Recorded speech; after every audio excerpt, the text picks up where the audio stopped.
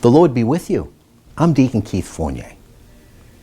Our first reading is taken from the first letter of the Apostle Paul to the Corinthians.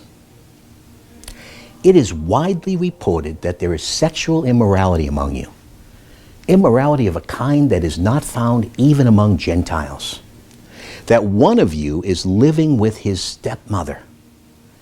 And you, so filled with your own self-importance.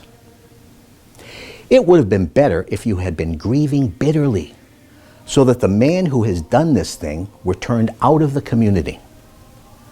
For my part, however distant I am physically, I am present in spirit, and have already condemned the man who behaved in this way, just as though I were present in person.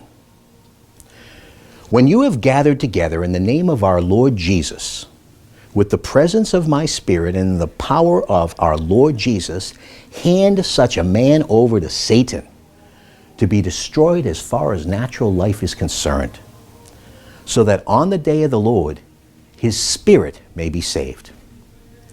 Your self-satisfaction is ill-founded. Do you not realize that only a little yeast leavens the whole batch of dough? Throw out the old yeast, so that you can be the fresh dough, unleavened as you are. For our Passover has been sacrificed, that is Christ.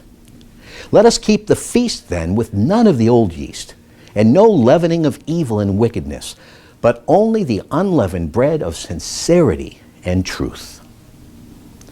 And our response is from Psalm 5. Boasters cannot stand their ground under your gaze. You hate evildoers. Liars you destroy. The violent and deceitful Yahweh detests. But so great is your faithful love, I may come into your house, and before your holy temple bow down in reverence of you. It is you who bless the upright, Yahweh. You surround them with favor as with a shield. And a reading from the Holy Gospel according to St. Luke.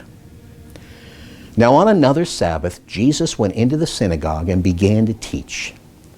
And a man was present, and his right hand was withered.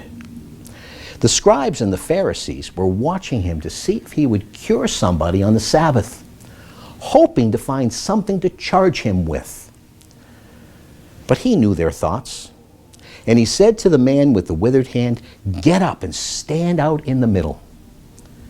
And he came forward and stood there. Then Jesus said to them, "I put it to you, is it permitted on the Sabbath to do good or to do evil?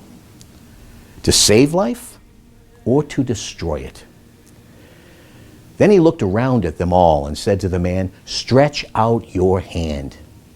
He did so, and his hand was restored.